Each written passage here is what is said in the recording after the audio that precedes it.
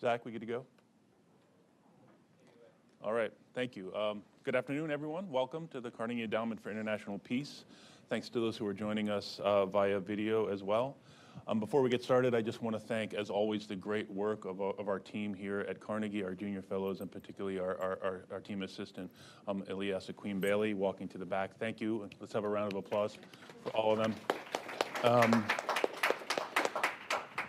My name is Matt Duss. I'm a visiting scholar here in the American Statecraft program at Carnegie, and it's really a privilege to moderate this discussion today, marking 20 years since one of the most consequential foreign policy decisions in U.S. history, the invasion and occupation of Iraq in March 2003, which established a U.S. military presence in Iraq that continues to this day. The decision to invade Iraq in 2003 vexed key allies, drew condemnation from many corners of the world, and generated some of the largest protests in world history. And yet the Bush administration, backed by bipartisan majorities in Congress and strong U.S. public opinion, went forward with what would prove to be a historic strategic blunder. 20 years later, the consequences of the invasion and the occupation continue to reverberate. The Washington foreign policy establishment really isn't that great at truly examining its own mistakes. There's a tendency to want to look forward, not back, and turn the page, in the words of President Obama. But even though a lot of ink has been spilled and many cable news hours spent discussing the Iraq disaster, when we really consider the scope of Iraq's impact on Iraq and the region, on its people, on our own military, and on our politics, I think we've just barely started to talk about it. And I'm hoping we can start to make a dent in that today. So again, I'm really happy to have this outstanding panel with us. I'm going to start with the colleagues who are joining us via video first. We have Professor Francis Fukuyama, a non-resident fellow in Carnegie's Democracy, Conflict, and Governance program, where his research focuses on democratization and international political economy. He is based at Stanford University. He is the author of numerous essays and books, most recently Liberalism and Its Discontents, published in 2022. Next, we have Stephen Wertheim, a senior fellow here at Carnegie in the Statecraft program. Stephen is a historian of U.S. foreign policy and an analyst of contemporary problems in American grand strategy. He is the author of Tomorrow, the World, The Roots of U.S. Global Supremacy, published in 2020. To my right, we have Spencer Ackerman, columnist for The Nation, author of a newsletter entitled Forever Wars. He's reported on U.S. foreign policy and national security since the dawn of the War on Terror, and he's the author of Reign of Terror, How the 9/11 Era Destabilized America and Produced Trump, which was named a Best Nonfiction Book of 2021 by the New York Times, the Washington Post, and Foreign Policy. And later this month, DC Comics will publish his spy thriller miniseries, Waller versus Wildstorm, so look for that. Next to Spencer, we have Vivian Salama, a national security reporter for the Wall Street Journal. Vivian has covered U.S. foreign policy and national security for nearly 2 decades, reporting from more than 80 countries. Before moving to Washington, Vivian was Baghdad bureau chief for the Associated Press. I also want to note that Vivian is a fellow Rockland County native, as am I. And last but not least, we have Chris Chivvis, director of the American Statecraft program and a senior fellow here at Carnegie. So I want to start off with a general question for each of the panelists, and maybe we'll go to our first we can go to Professor Fukuyama, and then I would like to turn to Spencer, and then Vivian, and then my 2 colleagues here with the Statecraft program.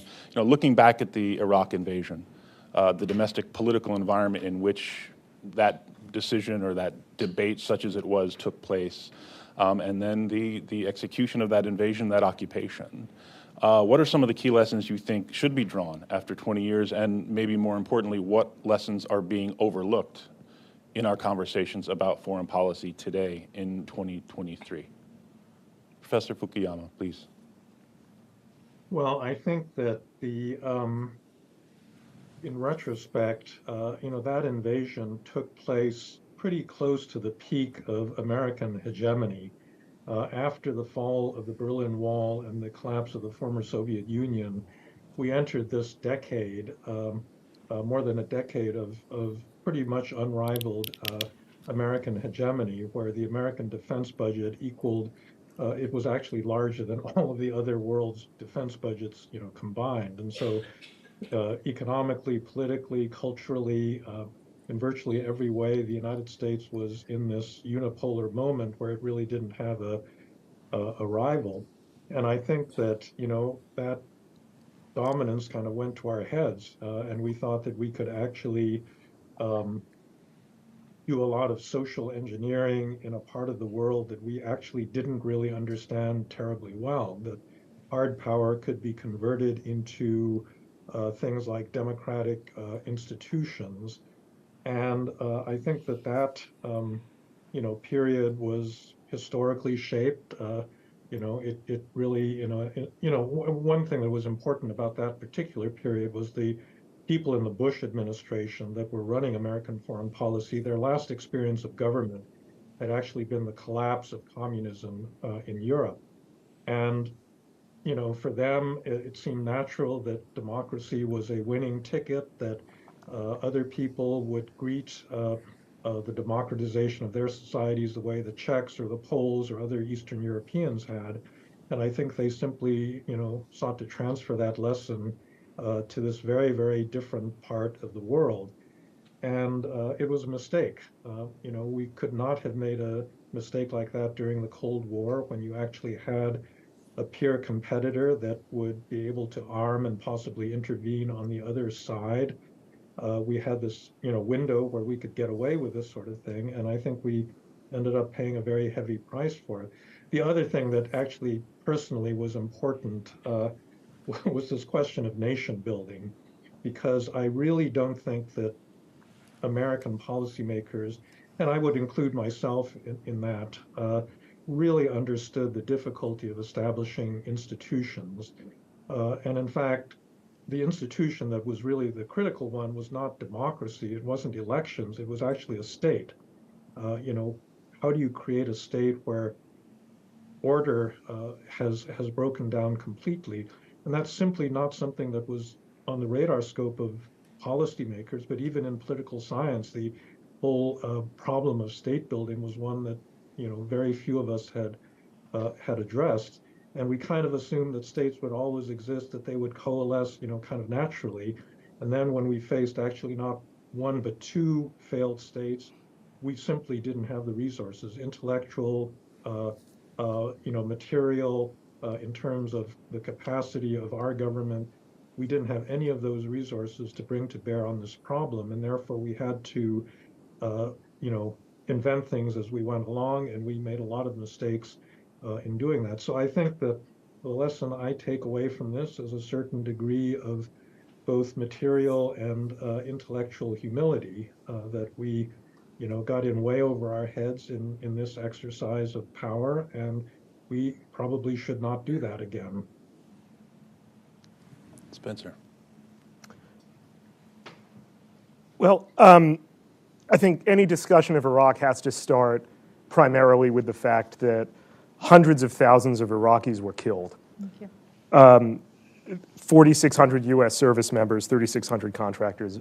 But we can't talk about the Iraq War, and I think there has been consistently across these 20 years a deep reluctance to engage with the catastrophic levels of Iraqi deaths that were the immediate result and lasting result of the U.S. invasion. When the figures will probably never really be known. They were disputed at the time. They're disputed today. It depends a lot on epidemiological models that people either accept or they don't accept, and usually don't accept because it would implicate the United States too heavily.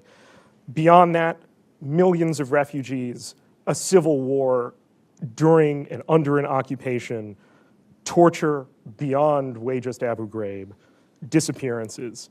I was talking for a piece I've just published in Rolling Stone to an Iraqi writer, very brave woman. She was a refugee from Saddam Hussein's political persecution, came back to Iraq after the invasion. Her name is Amal al-Jabouri. And she talked about how in 2005 she tried to initiate a discussion among artists and writers that she knew, something very familiar, as I've come to learn, to Iraqi culture, where there's like a very vibrant literary culture that's deeply engaged with the issues of the day, about how artists and writers should go about discussing resistance.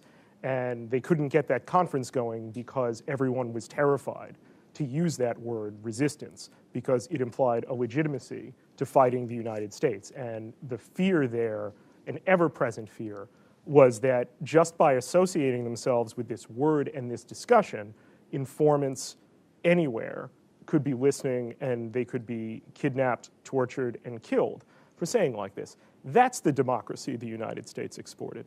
We shouldn't talk about it, I think, really as democracy as much as the rhetoric of the time had it, that the United States was instituting in Iraq, so much as privatization and the imposition of neoliberalism by force.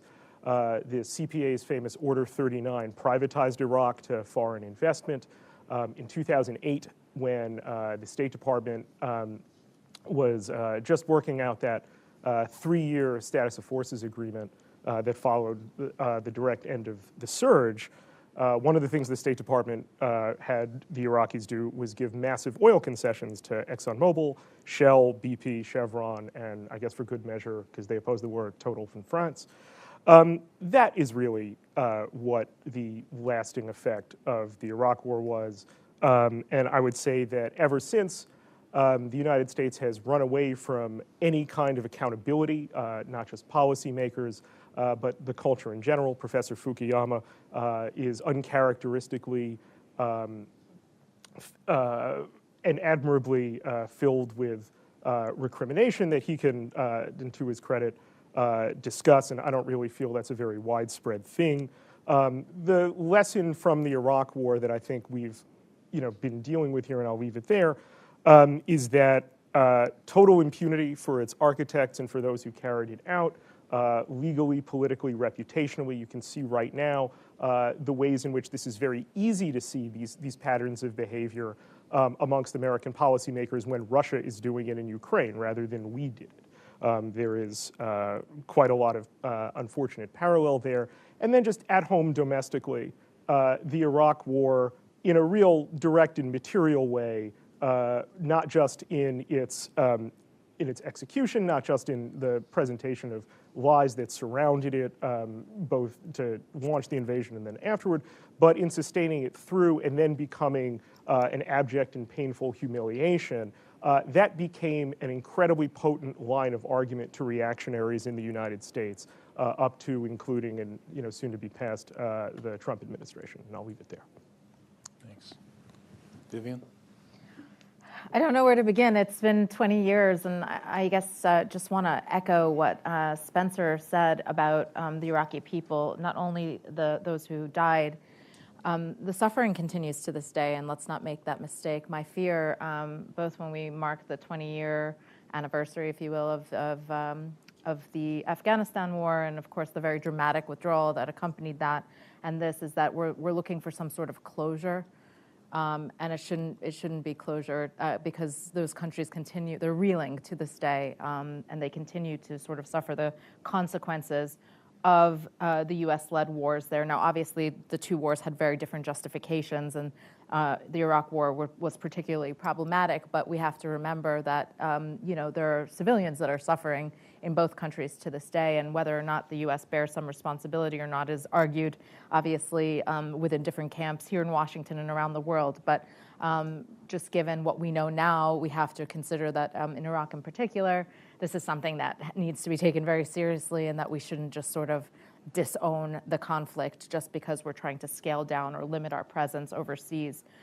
So that's something that I definitely want to mention. As far as different issues and themes I've looked at over the past 2 decades, there are so many. I mean, we'll probably get into some of these, but just to list a few, the concept of nation building and whether or not the U.S., goes into these countries and has a role in sort of establishing institutions, reestablishing institutions following an invasion, whether or not we failed in that. Obviously, with both Afghanistan and Iraq, that has been a major focus. It's something that the previous administration, I covered the White House under the previous administration. You heard from the Trump administration constantly that we don't want a nation build. And you call it whatever you want to call it, but an invasion without some sort of plan for what comes next is obviously very problematic. And so we've seen that in both those wars, and in Iraq in particular, which had very strong institutions, obviously ruled by a dictator, but very strong institutions. This was something that was particularly problematic and which they struggle with till today. So we could talk about that a little more. One of the other issues is, legal authorities to invade. The Senate is going to be talking about the authorization for the use of military force tomorrow. Again, this is, I am a lawyer on paper at least, and this is something academically that I've looked at very closely. Don't forget that the day after 9/11, President Bush, when he gave his address to the nation, he made a very deliberate suggestion that we will make no distinction between the terrorists who committed these acts and those who harbor them. And that was sort of teeing up what they had hoped would be their justification for the invasion of Iraq. But what came after that was a very lenient interpretation of the authorization for the use of military force, which has been stretched and pulled and twisted over the years in ways that were highly problematic. And I think that Congress and definitely the U.S. government is coming to terms with that now after so many wars in so many places. And finally, just in terms of the intelligence and what the Bush administration's use of the intelligence, whether you want to say that it was inaccurate or misinterpreted or cherry-picked, I mean, it depends who you ask. But the bottom line is what took place in the lead up to the administration's invasion of Iraq, and what followed, with the lack of any discovery of weapons of mass destruction. That continues to hang heavily over the U.S. intelligence community to this day. And we saw the former President Trump use this as an example to question the U.S. intelligence community. We've seen Vladimir Putin use it as a reason to question U.S. intelligence. And it's something that we have not moved past. Our reputation as a nation has not moved past. And it's something that our adversaries certainly, and sometimes our former presidents, use to sort of question the legitimacy of our intelligence. And so this is something that I continue to look at to this day, and it's something definitely that is a major focus of sort of the lessons that we learned from the Iraq War. So I'll stop there. Thank you. Stephen. Sure, I'm glad to be part of this discussion today. I'll just add to the many good points that have been said. That I think a lesson coming out of the Iraq War, as well as the 9/11 attacks themselves, is that we should expect American global power to encounter and even generate resistance. And that means that the United States should make or retract U.S. defense commitments and forward military deployments accordingly, with clear eyes, with an expectation that those commitments might one day come due. And we have to balance the costs and risks of making those commitments against the alternative. Whereas I think coming out of victory in the Cold War, I put victory in quotes because I think both sides lost, but certainly the Soviet side lost more. The fantasy was that the United States could maintain all of its Cold War alliances and add more because the costs would be low. And they were low for quite a long time, but it was almost inevitably not going to be the case. The unipolar moment, even at the time, was called a moment. There was some recognition that it wouldn't last forever. So if you think about how the country might have reacted to 9/11, this country was attacked in a heinous way with no real precedent for Americans that were alive at the time, by Al-Qaeda, an organization that had actually gone out of its way to declare war on the United States several times and enumerate its twisted reasons for doing so. And among those twisted reasons were specific objections to certain American policies, including stationing large numbers of forces in Saudi Arabia after the first Persian Gulf War. Now, I think that any president, rightly after 9/11, whatever one's analysis of what led to the 9/11 attacks would have gone after al-Qaeda, which at that point was a clear enemy of the United States, regardless, again, of what the long-term response should have been. But in the wake of the 9/11 attacks, many Americans were wondering, what would motivate 19 people to go around the world and kill themselves in an attempt to kill as many Americans as possible?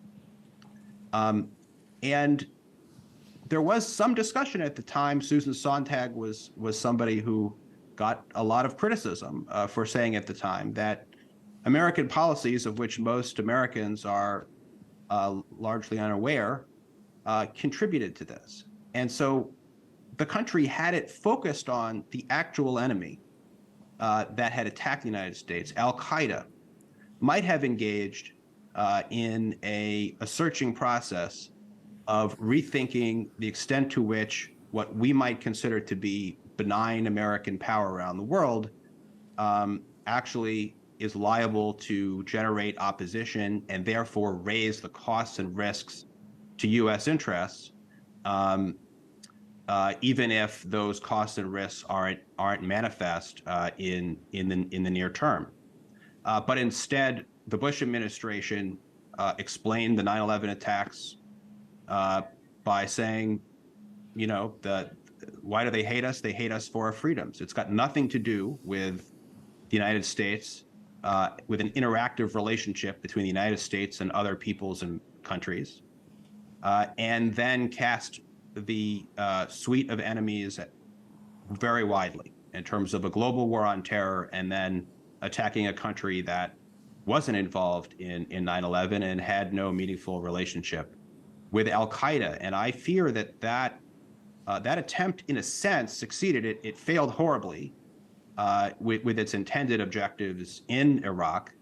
But in a sense, it succeeded, I think, in diverting the country from a difficult but meaningful conversation about whether the costs of American global hegemony, in the absence of an actually existing threat on the order of the Soviet Union or the Axis powers, whether those costs were truly worth bearing. And I think that this lesson is all the more important to consider today when the challengers the United States faces are much more capable than Iraq. And so if the United States continues to apply some of the same pathologies that made it react to 9/11 so destructively to challengers like Russia and particularly China, I fear the consequences will be worse. Thanks, Stephen. Chris? Thanks, Matt. In thinking about this over the course of the last couple of days, I tried to, come up with a couple of pragmatic lessons that can be drawn from the experience that are hopefully still relevant. I actually think are very much still relevant to some of the challenges that we're facing now. So I want to just very briefly run through those. So lesson number one is look out for strategic tunnel vision. If you review what happened in the run-up to the war, over the course of 2002, the U.S. policy discussion, both within the Bush administration and then also more broadly in the public, became intensely focused on the question of Iraq, and specifically the question of whether or not Saddam had weapons of mass destruction and what it would mean if in fact he did have them. And the result of this narrowing of our focus was a failure to place the problem of Iraq in the broader context of America's interests and role in the world.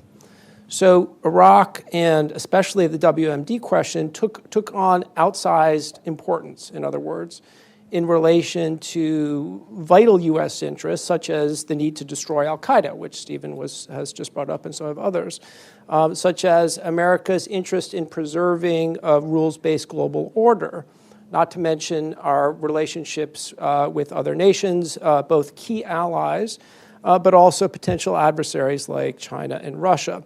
Now, obviously, strategic tunnel vision is something that's always a risk, but we need to be very careful, I think, and make a greater effort to avoid it in our current debates, whether we're talking about Ukraine, Taiwan, Iran, or other challenges. Number two, your war will take longer than you think it's going to take. The war in Iraq was supposed to last weeks to months, but obviously lasted for a decade or more, depending upon how you measure it. And this was due to various different factors, including overconfidence in the so-called light footprint model or the Afghanistan model. There are a range of different reasons that we could get into about why it ended up taking longer. But on the most fundamental level, I think it has to do with an American tendency to overestimate the utility of force. And we had a big discussion about the utility of force after Iraq, but I wonder sometimes whether or not that discussion has had a lasting effect on our national conversation in foreign policy. The Iraq War was not unique in this sense. U.S. operations in Kosovo, Libya, and obviously Afghanistan also lasted way, way longer than people thought they were going to at the outset. And we need today, as we look forward to the challenges, especially with regard to Russia, especially in Ukraine, but also Taiwan and other parts of the world, really guard against this sort of rosy thinking and recognize that wars are going to last far longer than we think they're going to. Number three, your imperfect strategy may be your best strategy. For a whole decade before the war in Iraq, the United States pursued a strategy of containing Saddam Hussein that had many, many problems and many shortcomings. Saddam was obviously a murderous dictator. He was terrible for his own people. He was a threat to the region. We had good reason to believe he was acquiring weapons of mass destruction. These were all obvious flaws in the strategy that the United States was pursuing. But nevertheless, in retrospect, containment was the better strategy, despite its imperfections. It would have been better to continue with containment than to pursue regime change and democratization as we did in Iraq. And this lesson, to me, seems particularly relevant when you think about where we are in our national discussion on Iran. As lots of people have pointed out, the Iran nuclear deal is a very imperfect deal. There are lots of things that you can complain about when you look at the JCPOA. But that does not mean that it's not the best option that we have. Number four, your foreign policy is even less rational than you think. Now, I doubt that the Bush National Security Team, we're talking about, Cheney, Rumsfeld, the president, was a group that considered themselves easily swayed by emotion. But looking back, it's actually pretty clear that they were. Not only did the emotionally charged atmosphere of the post-9/11 era make the U.S. more inclined, at least in my view, towards violence, it also affected critical analytical judgments, the most important of which was the judgment that Saddam might use weapons of mass destruction against the United States, a judgment that I think when we look back with more calm and objectivity, we can see that it was very unlikely, actually, that he would, even if he had weapons of mass destruction, have actually used them against the United States. It simply was not in his interest. And I think we have a similar duty today to think about the ways in which recent traumas are also affecting our own view of the world. And for me, one of the ones that deserves close inspection is the extent to which the traumatic experience of the January 6th revolt here in Washington could be leading some of us to overstate the immediacy of the risk that China and Russia pose to American democracy. Finally, unilateralism sucks. That's my final lesson. The Bush administration was often criticized for its unilateralism, especially in Iraq. And I think we have to be careful because in a technical sense, it didn't actually act unilaterally. After all, the administration went repeatedly to the United Nations to try and get a justification for the war. When it actually did go to war, it fought the war in a coalition that included a number of other countries. But nevertheless, when we criticize the way that the Bush administration handled itself, especially in Iraq, for taking a unilateral approach, we're talking about something that's a little bit different. This is the fact that the administration went to war over the objections of a significant group of key states that included not only Russia and China, but also our allies, France and Germany. And this, in my reading, violates the spirit of multilateralism, even if the approach that they took was technically multilateral in some respects. And I think that is one of the reasons why it ended up being such a costly conflict. And so here again, I'm not sure that we have fully absorbed that lesson that, again, unilateralism sucks. Obviously, the Biden administration has made a gigantic effort to try to strengthen America's alliances. I'm concerned in this case that the conversation within the Republican Party, even though there's some interesting ferment there, is not pointing in a direction of either embracing multilateralism, either in the technical sense, nor in the sense that I just interpreted it here. Thanks, Chris. I think I want to go back to Professor Fukuyama, and this relates to something that Chris just said about the danger of overestimating threats. You famously broke with a lot of the war's backers and published a widely read critique of the grandiose and hubristic ideology that inspired the Iraq War and the broader war on terror. You argued that the United States was making a mistake in treating terrorism as an existential threat requiring a commitment to global war. And I think it's safe to say that critique has been vindicated. I think Washington today has been gripped by a new mania, great power competition against Russia, but mostly against China. Are we in danger today of similarly overestimating threats? Do you see any danger of great power competition rehabilitating some of the bad habits and the grandiose aims that you had previously critiqued with similar consequences?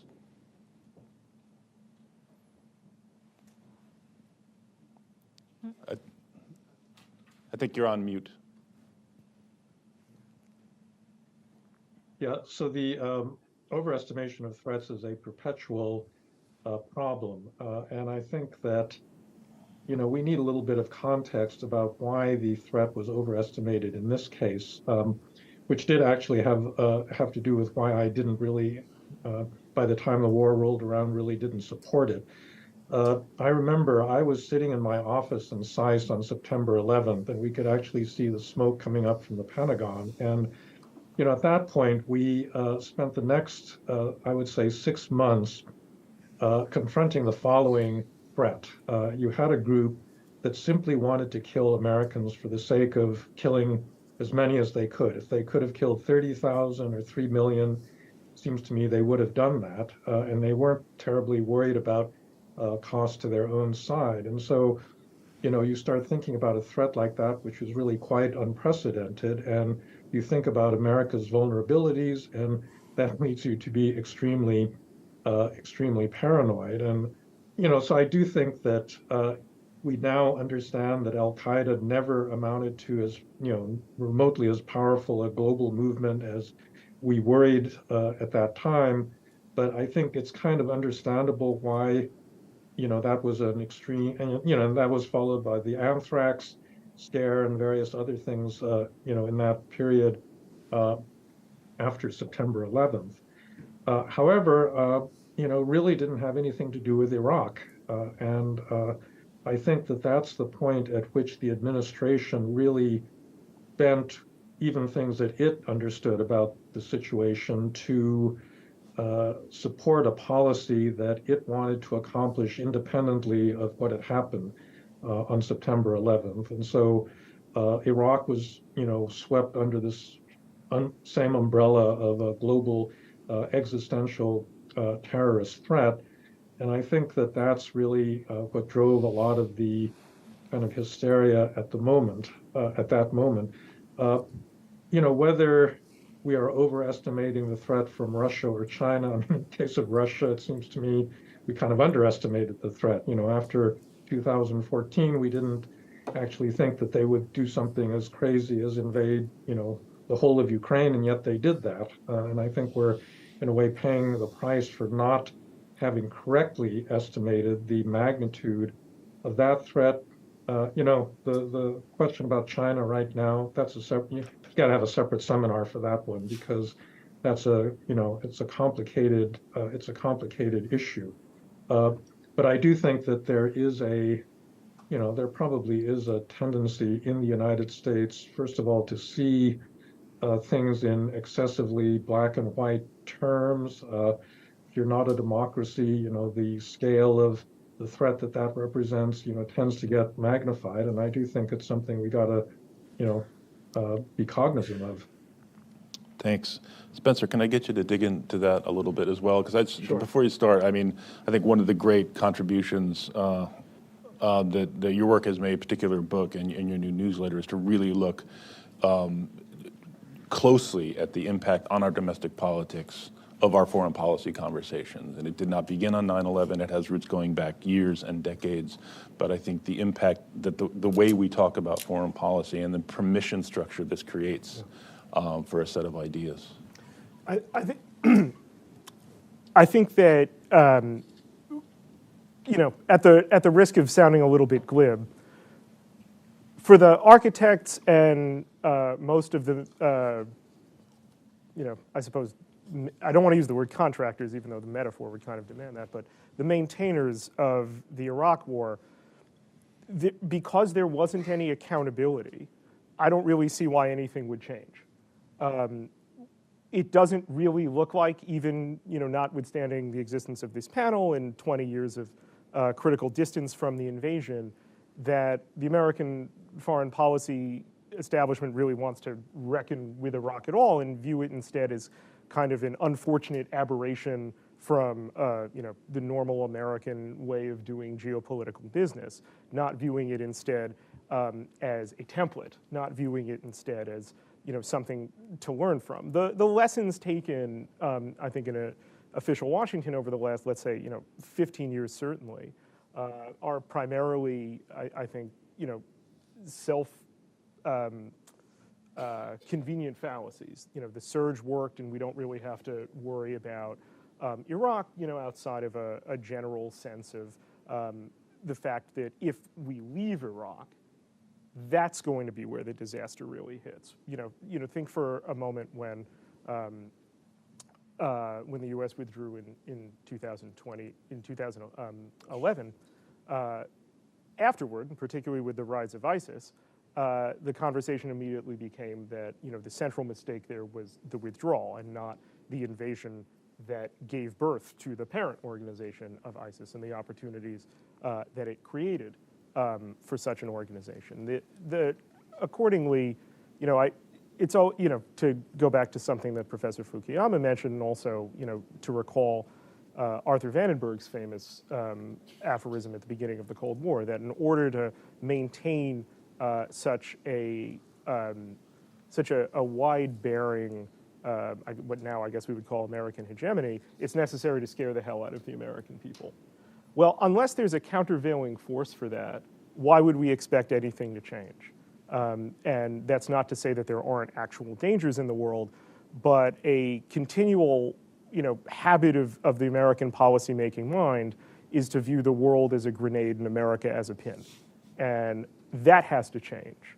I don't really see much in the way of a transformation from a fundamental sort of lessons learned process. It tends to be instead that we focus on the most convenient, the most minimal lessons, to the most operational and tactical lessons to take from a disaster like this instead of the most strategic ones. Thank you.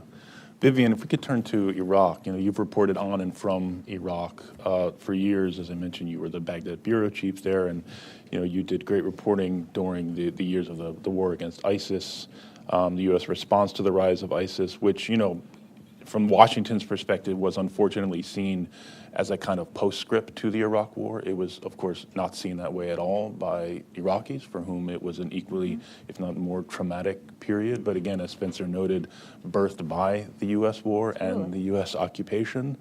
What do we need to understand about that period, how it continues to haunt Iraq and our own foreign policy?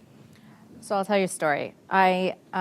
In Baghdad one day, I went to one of the prisons. I'd gotten informed that there were a couple of newly captured ISIS fighters or alleged ISIS fighters there, and they said, do you want to come and talk to them? I said, oh, absolutely, yeah. So I went and I had a long conversation with this young man, probably late 20s, and he kept on telling me sort of the company line for ISIS. Americans are defeating, and the Americans have destroyed our country, and we are going to fight in the name of Allah and whatever. He was just sort of giving me the company line, as I say. And eventually, I sort of called him out, because for true believers in some of these extremist groups, or even just very religious Muslims that I had met over the course of my time in the Middle East and South Asia, they're not necessarily going to look a woman in the eyes if they're true believers, if they're very conservative.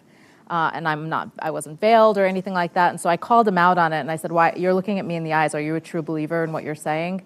And at first he insisted he was, but eventually he started to tell me, listen, the Americans destroyed my house. My father was killed 2008. They came, they bombed our entire area.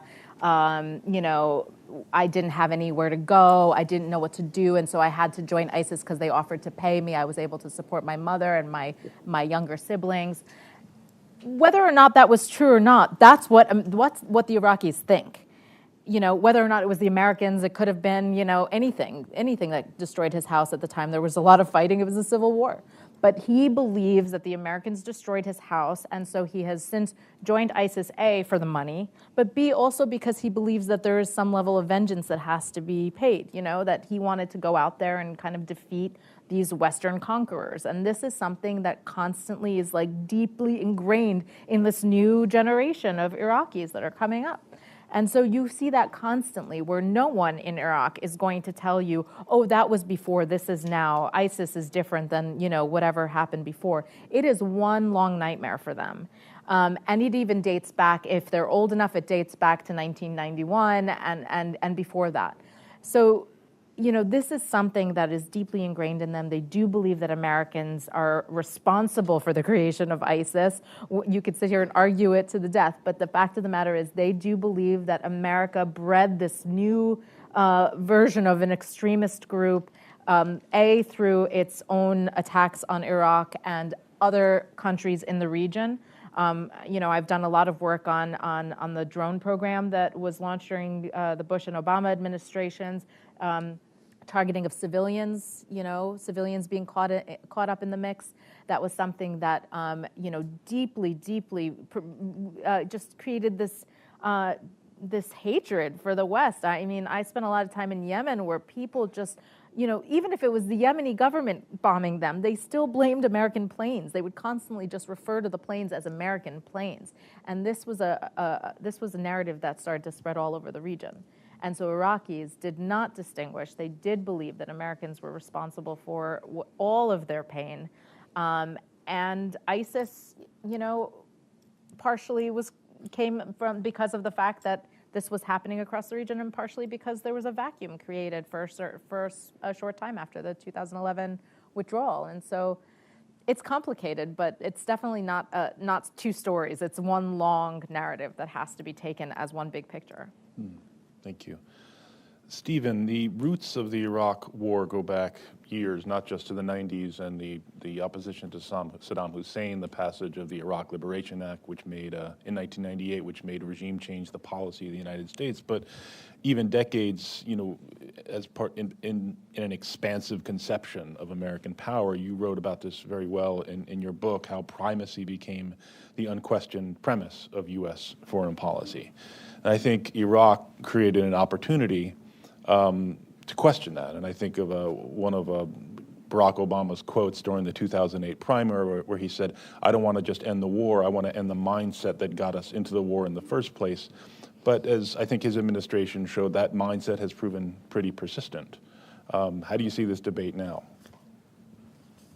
Well, I would be tempted to say that maybe finally, after 20 years, the United States is turning the page, to quote Obama, on large-scale wars in the Middle East and the Iraq War. I'd be tempted to say that, except that Americans have been surprised again and again by how much the Iraq War actually seems to matter to the American people, and how they have a sense that there's unfinished business still with this war. I think there have been three domestic political surprises in the eyes of Washington over the past 20 years. In 2006, the White House, then under George W. Bush, felt confident about a midterm congressional election in which they accused Democrats of favoring retreat and defeat in Iraq. And yet Democrats ended up owning the issue powered by a wellspring of opposition to the war among the electorate. And by the end, it was Republicans who had retreated from the debate, and Democrats took the House of Representatives for the first time in 12 years. Then in 2006, I think it probably was the difference maker for Barack Obama relative to Hillary Clinton, that Obama had opposed the Iraq War at the time and Hillary Clinton had voted for the Iraq War. That was the starkest policy difference, at least, between those two candidates. And Barack Obama was far from an obvious pick to become president of the United States. And then on an even grander scale in 2016, in part because Obama had claimed to have turned the page on Iraq, and yet no real accountability was offered. And in fact, the United States would return to Iraq after the withdrawal to fight ISIS. Donald Trump was able to capitalize on a wellspring of public anger over the Iraq War and a mistrust that bled into economic issues coming out of the financial crisis, to be able to mount a populist or faux populist campaign and seem to gain credibility to be commander-in-chief by saying, well, all you people who deem me unfit, what have you done? And even if he was lying and saying that he had opposed the Iraq War at the time, he was lying about that, as about so many things, he at least offered a kind of recognition that now, at least, he's angry about it, and he still remembers, and he thinks it was a disaster, and that proved to be enough, with enough voters, to make him president. So I don't know. It's possible that we've turned the page and ready to move on from Iraq. But it's possible that there's still a widespread sense that the country hasn't really reckoned with what it did and the price that's been paid. I will note that President Biden said a few weeks ago in scripted remarks, to quote him, "The idea that over 100,000 forces would invade another country. Since World War II, nothing like that has happened." So somehow that got through speechwriters and came out of his mouth 26 days before the 20th anniversary of the U.S. invasion of Iraq. The whole world knows that what he said just isn't true. And that's relevant to the challenges that we face today in mustering international support for Ukraine. There are far too many people, I think, around the world who see a moral equivalence between Russia's side and Ukraine's side, because they're being asked, in a sense, to collude in memory holing the very recent past, what they know to be true. It would be much better to frankly admit our mistakes in the interest of building a better world than to seem to require much of the world to try to turn the page when even our own public doesn't want to do that quite yet. Thanks. Chris, kind of the same question to you. I mean, the premise of our program here, not just this, but also the Statecraft program, is to take a really hard look at some of, what has and has not worked in American foreign policy. How are these bad habits, reasserting themselves, or where are we in terms of this overall project? Yeah, I mean, listening to Stephen, it occurs to me that one of the reasons why we wanted to do this event in the first place was to ask, well, okay, so there is, I think, a growing consensus that the Iraq War was a mistake, and I don't think that arguing that it was a strategic blunder. Obviously, some people will still disagree with that, and I respect their opinion, but I think that's a fairly widespread, almost commonplace view now. But the question is, does that mean, okay, well, we're not going to invade, that country, Iraq, again? Because, if so, then that's a perfectly fine lesson to take away, but it's not a very useful one, because there's probably the opportunity is not going to come up. The question is whether or not there are deeper lessons about the United States here that we should be paying attention to. And the one that I alluded to in my sort of 5 pragmatic lessons is America's attitude towards the utility of force. again, I feel strongly that coercion is part of international relations. I'm a realist. Obviously, we have military coercion, we have economic coercion, other forces of coercion that are just a part of the world and will be, certainly throughout my career and probably for many years beyond that. The question about the United States is whether or not we believe too frequently that the military tool can solve complex political problems. I mean, that was the essence of our belief in nation building, was effectively that we could go in and reorder a society like Iraq or any society, largely through military force and through technical skill and carry out a complete transformation. I think there's a sort of, it's not exactly the same thing, but there's a parallel today in our approach to many issues in the world where we tend to say we don't want to make the difficult decisions that are necessary to pursue a diplomatic track. And as a consequence, we're just going to rely on more and more coercion.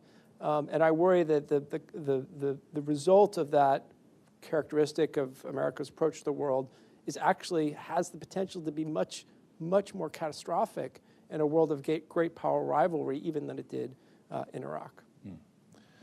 So, Spencer, I want to come to you about, you had raised the issue of accountability, and I would like to turn to you on the same question afterwards, Professor Fukuyama. I think there's a very well-organized effort right now to gather evidence of Russian atrocities in Ukraine for the purposes of future accountability. I support this. I think this is important to do, but of course it also raises, as you suggested, put some attention on the fact that we've seen very little, if any, accountability for the U.S. Invasion and occupation of Iraq. That's not to draw an equivalence here, but, I don't think we've seen some of the scope of some of the horrible things we've seen in Ukraine, but there still were clearly very, very serious abuses that we know about. And in some cases, those few who were held accountable, like Eddie Gallagher, was pardoned by Trump and is now turned into a right-wing hero. In your book, I think you really get into how this needs to be understood as part of the inheritance of the war. I think one of the really interesting points that's come out of this is just when, as you mentioned, the United States supports the gathering of war crimes evidence against the Russians. As Stephen mentioned, how credible does this sound to much of the rest of the world when we can recall the last administration put not just members of the International Criminal Court under sanctions, but also their families. That's to kind of use some internet speak for a moment. My "I do not commit war crimes" T-shirt is raising a lot of questions already answered by the T-shirt, and we're at a point in which you'll drive yourself crazy if you try and look at American foreign policy as a function of logical consistency, rather than a kind of mix of raw material interest and exceptionalist delusion. But the rest of the world is not required to see it as we are, and they're not required to view the United States as inherently morally superior, and they're not required to view the United States as a banner around which to rally when American adversaries commit atrocities, as Russia is currently doing in Ukraine. Would the United States wish to restore its credibility? And often I think when we talk about that question, we kind of naturally speak of credibility as a kind of infinite resource that we can always regenerate. We might consider what happens if that's just wrong. And for much of the rest of the world, they see the United States as one in a series historically of unaccountable global powers.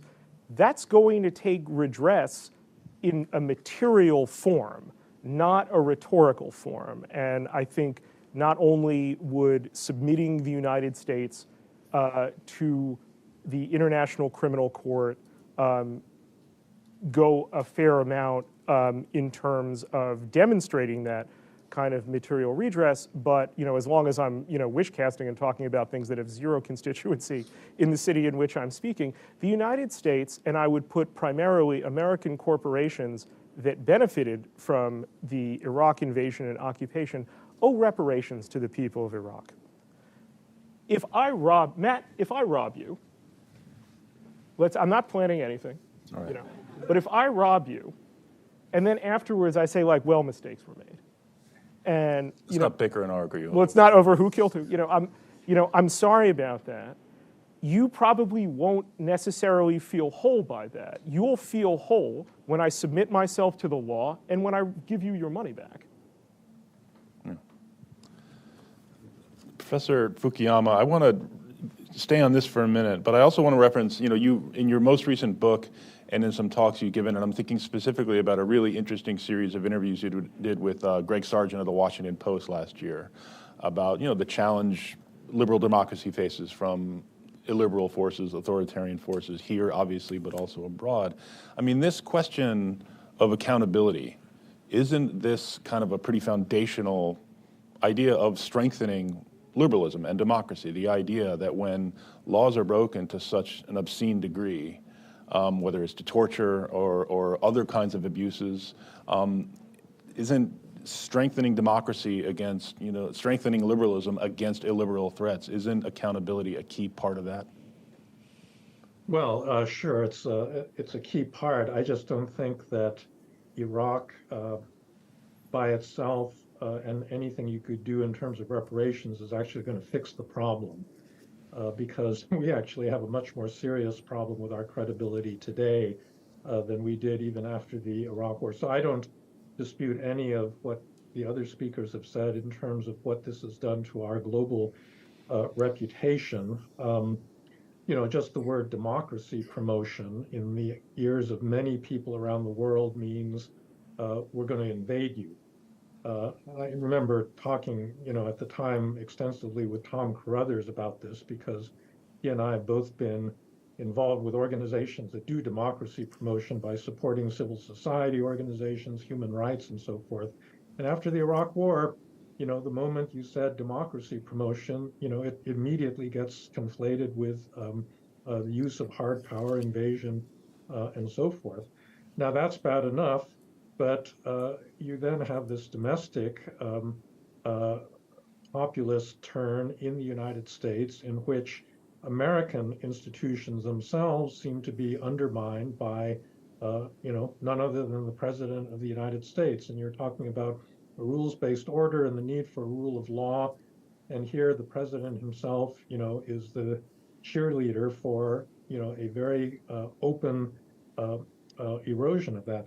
And so, I just think that right now we got a much more serious problem. I think that, we really need to get our own house in order, which means repudiating, just as a beginning point, this attempt to rewrite, the 2020 election and say that it was fraudulent, and strengthen, the democracy at home.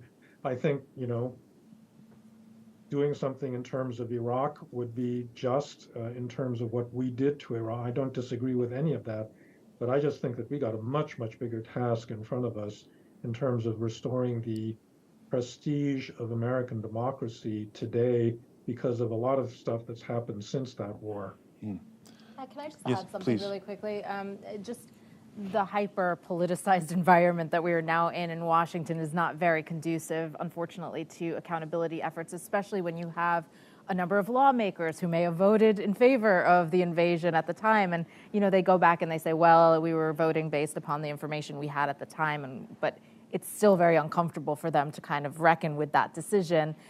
You also have political parties who are really vying for, at each other's throats at the moment. I mean, we've in ways that certainly I have never seen, in my years as a journalist.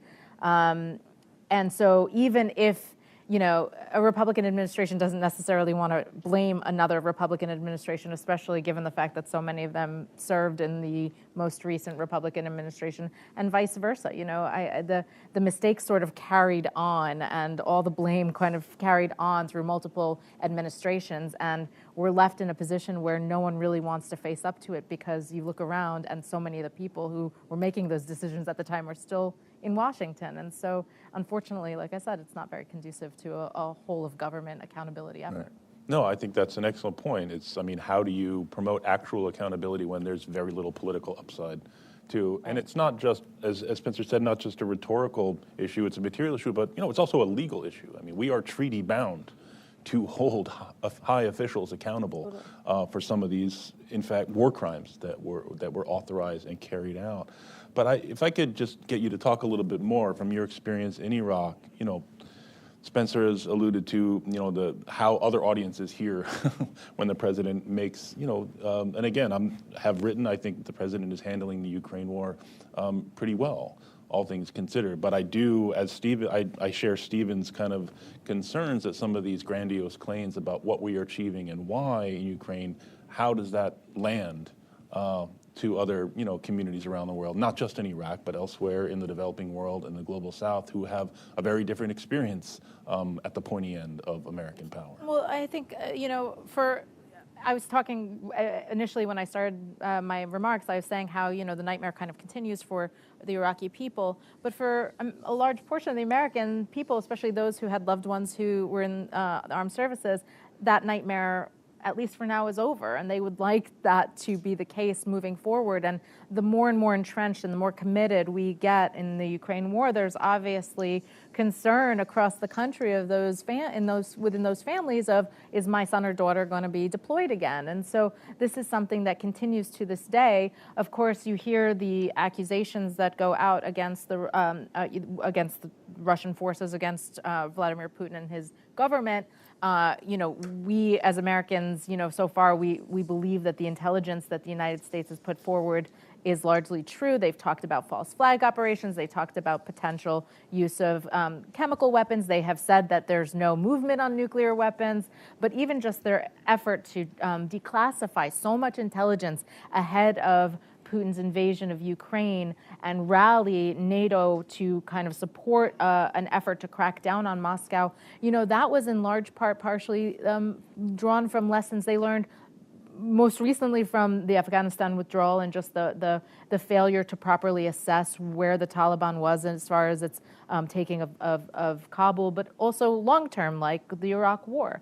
And that's something that looms heavily here in Washington and something that they continue to try to draw from, if for no other reason to sort of regain the trust globally of the American intelligence community, which I want to stress, it wasn't an intelligence community failure per se, as much as the interpretation of a lot of the intelligence at the time and the cherry picking of some of that intelligence. And so this is something that continues to be a sore subject within the IC, definitely something that the Biden administration is well aware of. President Biden, obviously, no stranger to Washington. He's been around for a long time.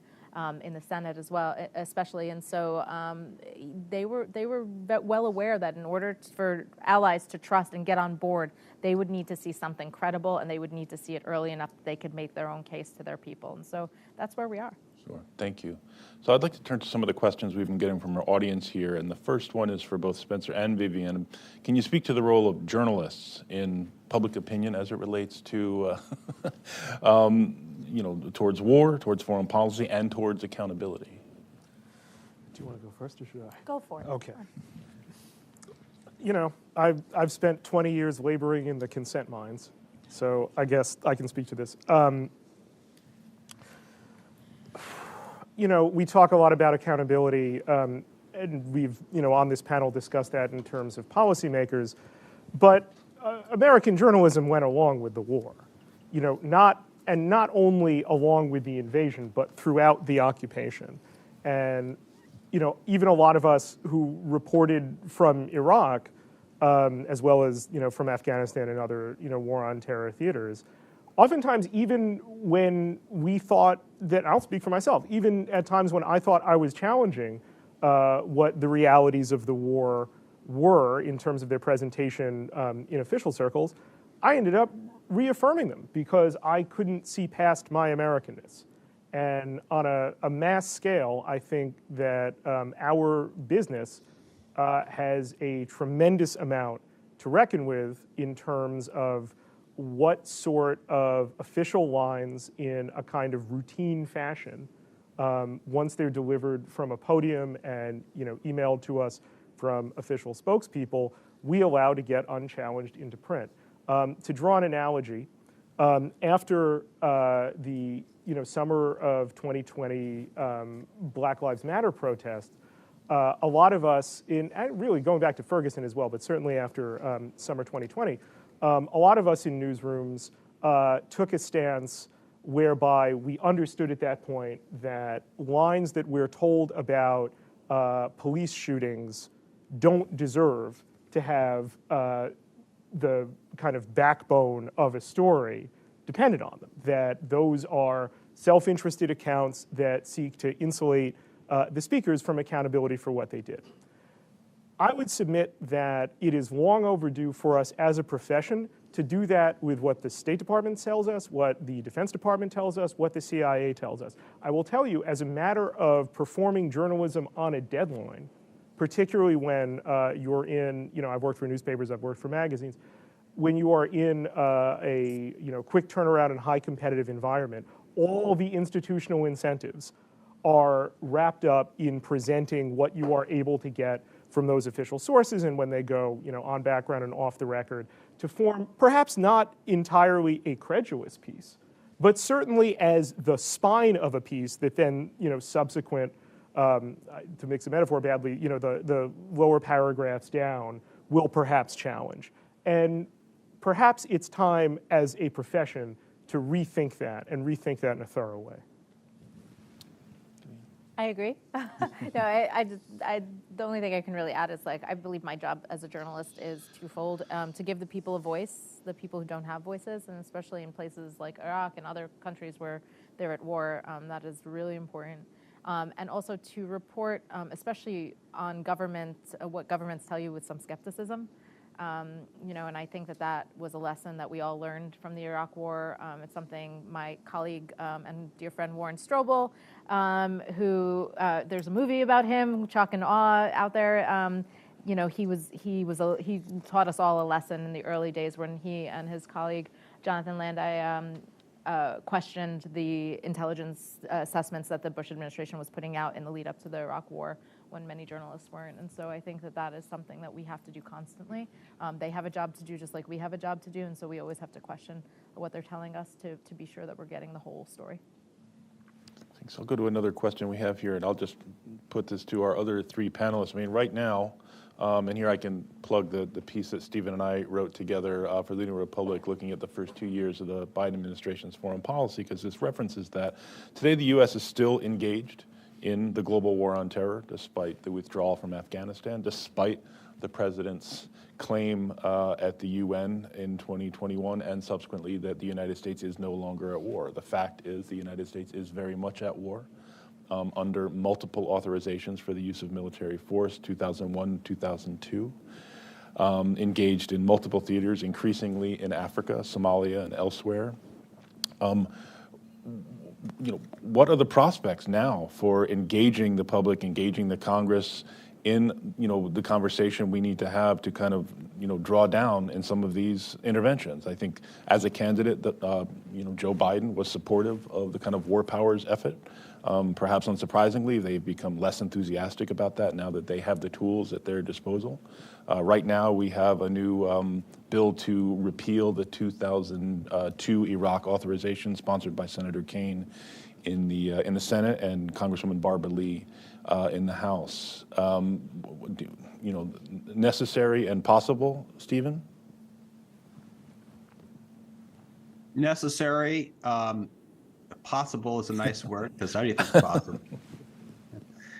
Maybe on the cusp of plausible, but I as I said before, I think the upset that Americans have about the Iraq War lingers, and I think it remains even now, even 20 years later, it remains valuable and healthy for our democracy to take tangible steps to correct some of the problems that led the United States into Iraq. Winding down the war on terror is foremost among those things. As we discussed in our piece, Matt, the Biden administration seems to have made some steps to make, for example, rules of engagement with drone strikes et cetera, more stringent. But ultimately, it's trying to do that in a quiet way. And it still is going to require some political support and political capital to make reforms and build a durable consensus that people are aware about. I think, in a sense, those who want to end the global war on terror have won the debate, but so many Americans don't know that the war continues. The United States has about 2,500 service members in Iraq itself still, and there's not clear prospects on how to get those troops out. So if you wonder why we can't turn the page on Iraq, well, one way to start would be to actually end U.S. military involvement in Iraq. So war powers reform remains one of the most powerful ways in which the United States can show tangibly that it is not going to make the same mistake again, and to redress the power of the executive over the Congress when it comes to foreign policy. We should think about the way the United States dealt with the war in Vietnam. The war in Vietnam was important in shaping American politics. A movement for human rights came out of the war. The War Powers Act itself came out of that war. I'm not satisfied with the lessons learned from Vietnam either, but the record compares much better to what we've seen so far. And I'll just say one more thing when it comes to accountability. Many people who opposed the Iraq war at the time did so on prescient grounds. Matt, your former boss, Senator Sanders, was one of those people among many. For example, scholars of international relations took out an ad in the New York Times, said we should be focusing on al-Qaeda, and we should continue to many of the same lessons that Chris was pointing to. They said in that ad in the fall of 2002. But the people who were right somehow haven't gotten much credit. And that actually bothers me more than the fact that many supporters of the Iraq war, still have prominent positions.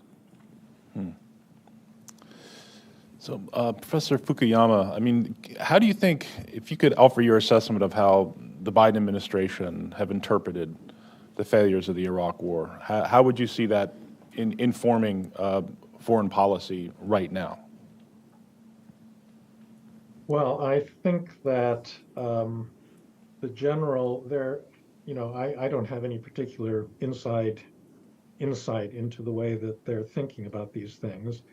I do think that there is probably in their minds a kind of regional and cultural distinction that is made that would justify certain kinds of big interventions like the one in Ukraine, and really anything having to do with the Middle East or that general part of the world. Because I think that one lesson that I take away is that the Middle East is an area that we really don't understand. It's very culturally different, and most of our efforts to shape developments there have backfired and have done a lot of damage. The most damage obviously being the Iraq war itself, but many other instances where we've really screwed up.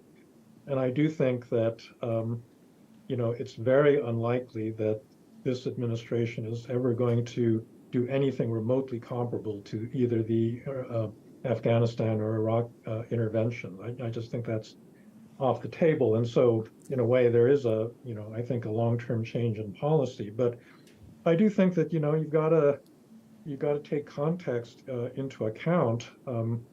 I think it's actually perfectly reasonable to say that we really ought to support Ukraine militarily to the fullest, whereas invading Iraq didn't make any sense because in many ways Ukraine was a democracy, or remains a democracy in a very recognizable sense in terms of people's basic freedoms. And we can imagine a future Ukraine that would actually potentially be a member of NATO, be a member of the European Union, and so forth. Whereas I think that for a country like Iraq, that was really never in the cards. So I would assume that going forward, that's going to guide them. I think that's probably also part of their thinking about Taiwan, which is probably one of the most, vigorous democracies in the whole of East Asia. And so I hope in the future that we actually can be discriminating in, the places where we're willing to use our power and understand that it's very, very limited in certain regions, but actually, quite useful in others. Thanks. Chris, as someone who had worked in government in the last years in the intelligence community, I mean, how would you assess, the impact of Iraq and on foreign policy today? Well, I mean, one of the obvious angles that we haven't discussed a lot, although Vivian has raised it a couple of times, is the impact on the intelligence community. And I will say, during my time in the intelligence community, the impact of the mistakes that were made in the run-up to the Iraq War is still very, very heavily felt. And I think actually that is probably an area where we potentially have overlearned the lessons or learned the wrong lessons when it comes to, the capacity of our intelligence community to do strategic thinking of a kind that in one era during the Cold War it was really excellent at doing, but because of reforms that have been put in place in order to avoid a repeat of the famous Iraq WMD National Intelligence Estimate, analysts are given far less leeway in their thinking right now. They're under much stronger scrutiny to provide empirical facts for everything that they do. And while this obviously has an upside because it reduces the prospects of error, it also makes it more difficult for people to think ahead and do the kind of strategic forecasting that, frankly, I think would have been useful in the last couple of years. For example, in thinking about the likelihood of a Taliban takeover of Afghanistan on the time frame that actually occurred. So we are about 10 minutes left. I thought maybe we could do one kind of last round. I know this gentleman up in the front, I'm going to go analog. I know I'm not supposed to do this, but this gentleman had raised his hand for a question. If you could just identify yourself. Thank you. My name's Skip Kaltenhauser. Apologize, no cell phone. And I'm a writer. You have a mic coming for you here. Skip Kaltenhauser. I'm a writer here in town. I wanted to get your take on the lesson that our government is still trying to destroy, literally, truth tellers like Julian Assange for revealing government was lying to us about Iraq and about war crimes. And how does that play into questions of media when we are trying to stifle those who would inform the public? Whistleblowers like Daniel Hale, who is still in prison for letting us know about collateral damage from drones, that it's as high as 90% civilians. John Kiriakou, who went to prison for revealing CIA torture. If we are still grinding people down who are trying to inform us, what is the lesson going to be in the future? Thank you for that question. Well, why don't I start with that? I'll just go down the line here. Spencer, obviously you can speak to that, having done a lot of reporting on this. But if you could address that, and then any final thoughts, and we'll just go ahead around. I mean, just real quick, the question kind of has the answer sort of built into it. The suppression of really not, I would put, I said this during a panel in favor of freeing Daniel Hale, that, a lot of times when we look at whistleblowers who take the big, massive step of revealing government secrets. I was part of the Guardian team that, reported on the Edward Snowden NSA revelations. I put that on a continuum with, soldiers I interview in Iraq and Afghanistan who come up to a reporter just to kind of let someone know that communicate to people back home that from their perspective, what they're being asked to do doesn't make sense, doesn't knit up to what the policymakers in Washington say is supposed to be achieved. And I would just, quickly say that a country that was interested in hearing opinions and perspectives that contradicted official policy or challenged it would not in the first place generate the kind of whistleblowing that we've seen over the last generation. And it's significant to me that so much of that has come from within the security services, from people who see up close the differences between what the wars are supposed to be and what they are. I'll leave that as a final step in the interest of time. Thanks. Vivian? Don't forget that some New York Times reporters were also put in jail for Correct. supposedly, risking national security by publishing certain stories. And threatened with that as well. And threatened with, yep. And so, it's a real issue. It's a very live issue. I think also, the issue of leaks within government have become more and more talked about in the last 2 decades. Certainly under the previous administration, where it was not only an issue, but also something that they took a very heavy-handed approach against for different reasons. I mean, that'll take us completely off topic, but it is several issues have been born of the issue that you raise, and so it's a fascinating topic that would need probably another 2 hours to discuss. Chris, on that, or any other? Yeah, I mean, I think I probably have more conventional views on this one as someone who's served in the intelligence community. So we won't go into that. We'll save it for another seminar, as Professor Fukuyama said. I did want to make one thing clear from something that we were talking about earlier. In the discussion of Spencer's recommendation that the United States offer reparations to Iraq as a means of, strengthening its image in the world and potentially also our own democracy. I think what Professor Fukuyama said about it gets at a point that I was trying to make earlier, which is that the locus of our problems here in America, which are very real, is here in America. It's not out there in the world. So we could do that, and it might be a good idea, but it's not going to solve our problems here in the United States. And it's the same point that I was trying to make about our approach to China and Russia right now. Certainly, there's no question that we underestimated, or many people at least underestimated the threat from Russia, in particular the conventional weapons threat that it posed to Ukraine and potentially posed also to other states in Europe. But when we look at Russia as a threat to our democracy, I worry that we are locating the real problem out there in the world rather than here in the United States, and that's effectively what I was trying to say. Thanks. Stephen. Great. I want to partially defend the rightly introspective journalists and intelligence officers on the panel. I think there are some real limits to the extent to which I say this as a historian, to blame intelligence errors and poor journalism for the Iraq War itself. And don't want to, turn a blind eye to the mistakes made and the need to correct them. But, we should recall that even if Saddam Hussein had exactly the weapons of mass destruction that civilian leadership claimed, the war, to my mind, would still have been the same mistake or even a worse one, because invading the regime, the country with an intention to topple the regime, would have given Saddam Hussein every incentive to use his weapons or lose them.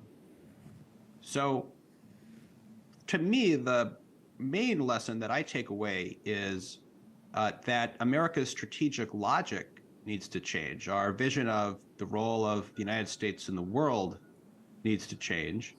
And we need to value our own democratic debate more than we have, even when there is understandable political pressure to close ranks, as there was after 9/11, and as there is today over the war in Ukraine or competition with China.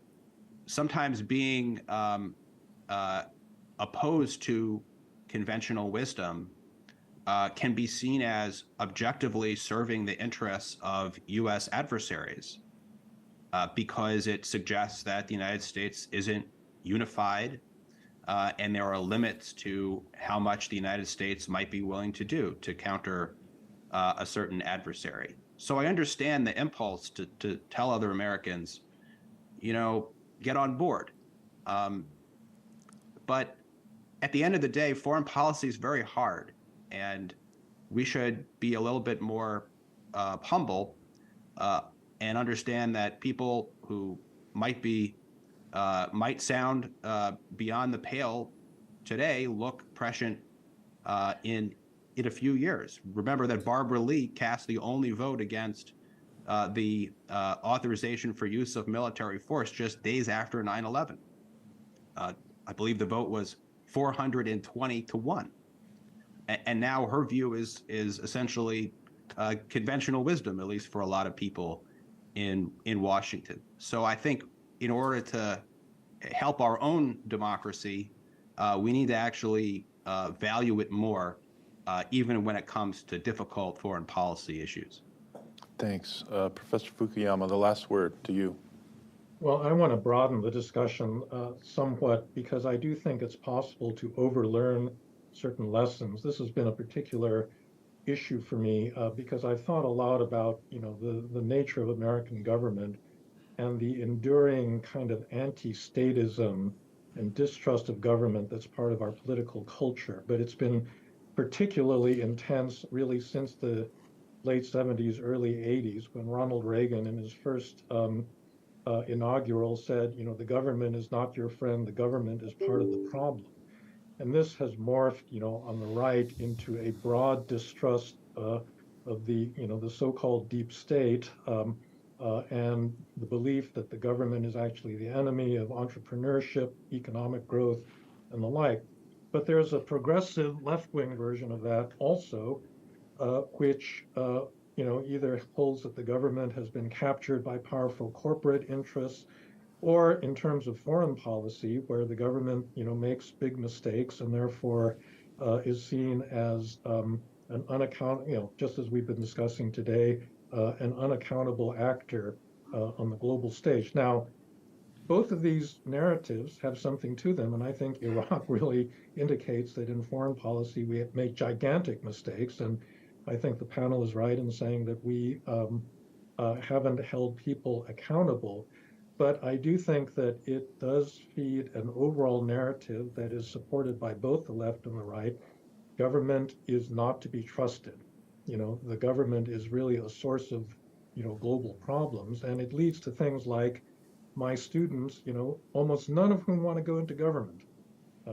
Teaching at policy schools where we're supposed to be training people to, want to do public service, they don't want to do it. If they're on the left, they want to go to an international organization or to an NGO or to a law, a legal organization that will hold the government accountable. If they're on the right, they want to go to the private sector. Nobody actually has any belief that our government can actually do positive things. And so this is not an argument for saying that we shouldn't be holding discussions like the ones that, the one that we've had today. But I do think that,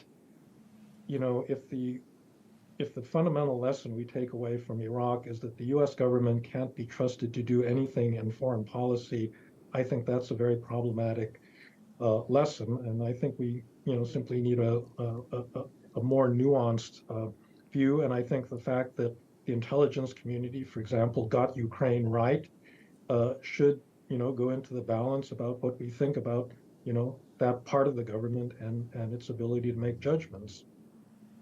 Well, thank you very much. And so I think this brings us to the close. I want to thank all of you who joined us in person, those who joined online, and please join me in thanking our panelists.